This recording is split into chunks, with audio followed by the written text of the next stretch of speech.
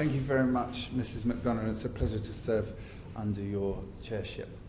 In some ways, wish this debate wasn't necessary about the performance of Royal Mail, and I want to be crystal clear right at the outset that the problems I'm going to describe I don't think are the fault of Royal Mail's workers. I live in the Didcot area. I've experienced some of these problems, not nearly as badly as some of my constituents have. But I've also seen how hard they've all been working in my area and right the way across the constituency. And indeed, my constituents, when they complain to me, often say the same. They don't blame Royal Mail's workers, and they have huge admiration for them. But I've had more complaints about Royal Mail than any other company in my time as an MP, more than any other organisation in my time as an MP. And so I did think it was important to have this debate today, because my constituents have been complaining since the 10th of August. That was when I got my first complaint, the 10th of August 2020. My most recent complaint was Monday, just gone. And during that time, they've complained about all sorts of posts not arriving. I'll give some examples in a minute to illustrate the problem.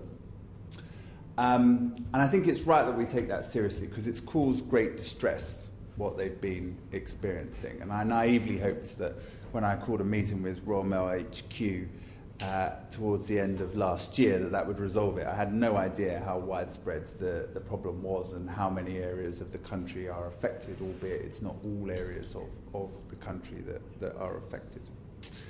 Now, to give a sense of what's been happening, I mean, the complaints in my constituency have been concentrated in the Didcot area, the Wantage and Grove area, some of the surrounding villages of Wantage. And there have been bits in Cholsey and Wallingford too. And that very first complaint I got on the 10th of August from a man called Sean, who lives in Didcot.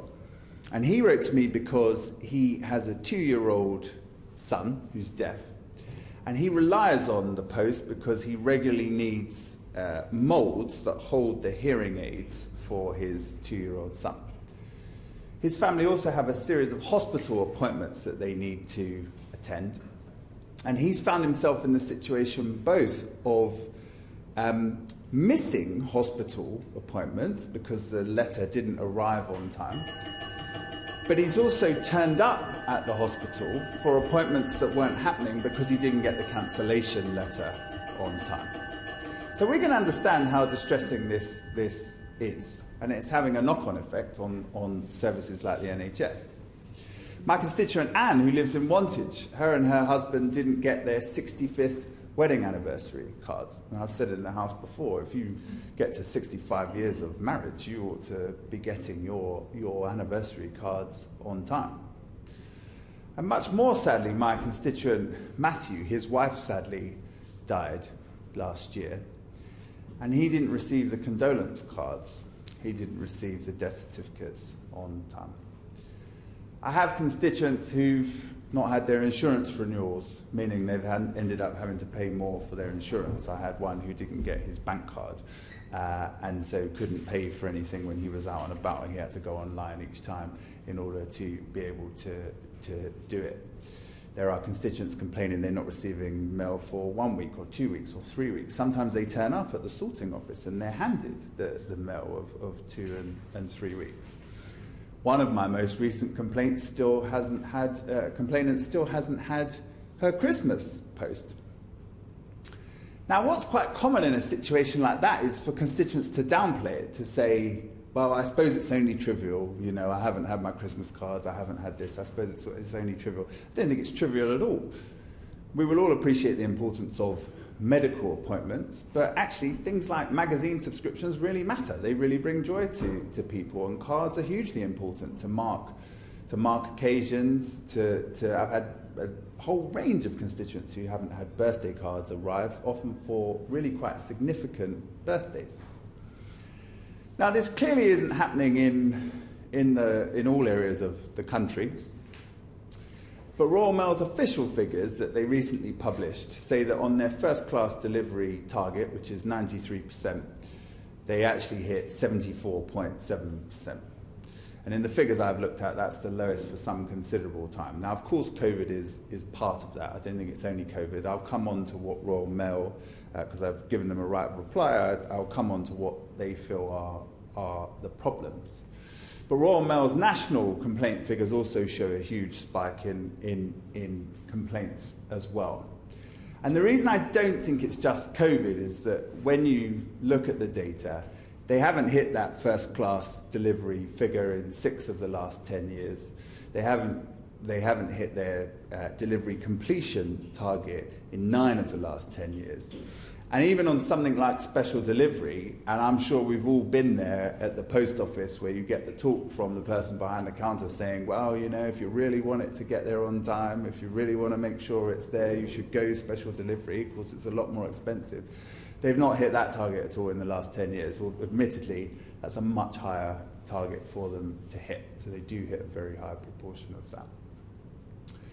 What I think is particularly frustrating about the experience in the last year is that Royal Mail's just recorded record profits. And I was surprised. I don't think I was eating cornflakes that I could choke on at the time, but I was surprised to open the paper and see the headline Royal Mail profits treble. And of course, in terms of prices, the price of a first-class stamp has gone up a third in the last 5 years. It's gone up 12% just this year. So these two things, the fall in service with the increase in Royal Mail's profits, are you know, a difficult thing to reconcile. Now, I don't work for Royal Mail, so I can't say, you know, this is what the problem is. But I do think that part of the problem is to do with their prioritising parcels. Now, when I met with them last year, they said to me, we've gone from being a letter service that delivers parcels to a parcel service that delivers letters. And they said that if I'd been able to visit their sorting office, I would see things like washing machines and big screen TVs being delivered. Now, that's a business decision for them.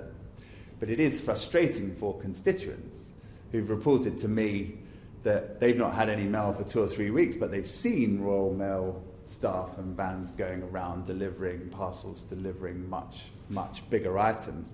And quite a number of them have spoken to their local postmen and women and been told by them, confidentially, off the record, that they have been told to prioritise parcels over other mail.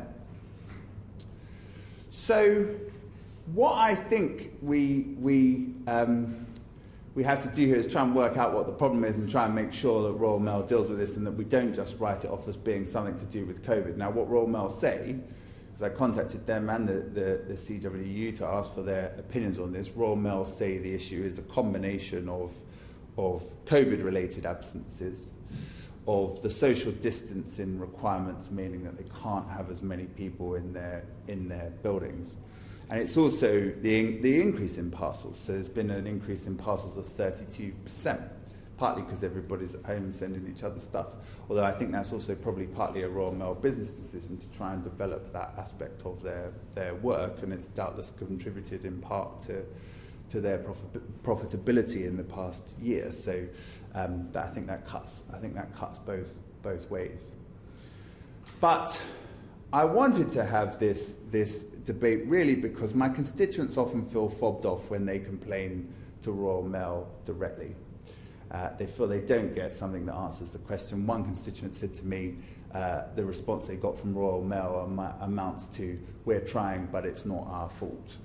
And I think I wanted this debate so that, I could make sure that ministers are aware of what's going on and what my constituents' experience is here. I think that we need, in my constituency alone, I would like Royal Mail to review the operation and, potentially they need to invest some of these profits in the operation. Do we need more staff? Do we need bigger service centres if the issue of parcels is taking up too much space so they've got to get them out? Do they need bigger delivery centres? But certainly I think we need to work out what it is that's going wrong there. I think we could have a simpler process for compensating constituents, perhaps automatic, because Royal Mail know when they're delivering something very late because they have to report on that figure. So they should know that these people ought to be automatically compensated. And I also think it's important that Ofcom doesn't just allow this to be written off as, well, it's COVID, don't worry about it. I understand why they have given dispensation to Royal Mail in this year to say, look, COVID's imposed particular burdens, so we're not going to hold you to that 93%. But my constituents would say, actually, some of them would say they had problems before COVID. So I don't think it's good enough just to write it off as being that. Because in the end, Royal Mail has a near monopoly on this type of post. Our constituents can't go anywhere else with it, really. They can with parcels, but they can't with the things that they've been experiencing. And again, I don't hold Royal Mail's workers responsible for this, but I do think Royal Mail HQ, with some pressure from both the government and Ofcom, really do need to provide the service that our constituents are paying an increasing amount for all the time. Thank you very much, Ms McDonough. And I'm grateful to everybody who's taken part in this debate this afternoon. I think it's been a good debate. I think the member for Dulwich and West Norwood spoke for all of us when she said that we owe our postal workers a huge debt of gratitude for all the work they've done during this period. And I think she was quite right, though, to say there's a difference between pausing deliveries on Saturdays and not delivering anything for weeks at a time, which has been the experience in Wantage and Didcot at all. I would support her request for postcode level data on deliveries. I think the member for Hornsey and Wood Green detailed very well the impacts of these delays, the sorts of things that have been delayed, from shielding letters to vaccination letters. I thought it was a very good idea that actually Royal Mail could create some more apprenticeship positions and support young people as well as thereby improving their service. I'm grateful to the SNP spokesperson, the member for Aberdeen South. He and I don't agree on the number of British institutions that are worthy of high regard, and I'm sure that's no surprise. We also don't agree on the privatisation, because there's some public services I could be complaining about today as well. But where I do agree with him is if Royal Mail's priorities have changed to parcels, it's important that they're honest about that, because that's what my constituents feel they can see, but it's not something that Royal Mail is admitted to. I'm also grateful to the opposition spokesperson, the member for Newcastle upon Tyne Central. I think she was exactly right about the important role that Royal Mail had played in the pandemic of delivering PPE and so on, but also, which is a point I don't think any of the rest of us made, that they were often the only human contact that people who were shielding were having. And she reminded me that actually people had hugely appreciated that, because it was often the only conversation that they were having with everybody during that period. I'm very grateful to the Minister for engaging with this seriously, for understanding the distress that this is causing, and for providing the data that he did. He's quite right to say that Royal Mail did do some Sunday services, which shocked constituents to be getting post on a Sunday. So I do think they were trying. He's provided important delivery round data as well. But I think one of his most important points was when he said that actually fewer people are relying on this service, but for those that are, it's incredibly important. And that debate is the same when it comes to the use of cheques or the use of cash or people who don't have smartphones. That we forget sometimes. We think there's a relentless progress of technology.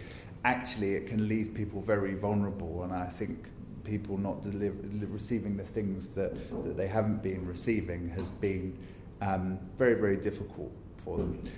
He's quite right to say that tomorrow I'm visiting one of the service centres, so I'll be able to get under the skin of this. Royal Mail have told me they've hired more staff, they've bought more vehicles. So the test will be, does it get better this year? because if it doesn't, I'll be back on the minister's case. I'll be back on Royal Mail's case, because I do think it's important that constituents get the service they're paying for. And thank you very much to you, Ms MacDonald, for chairing this debate.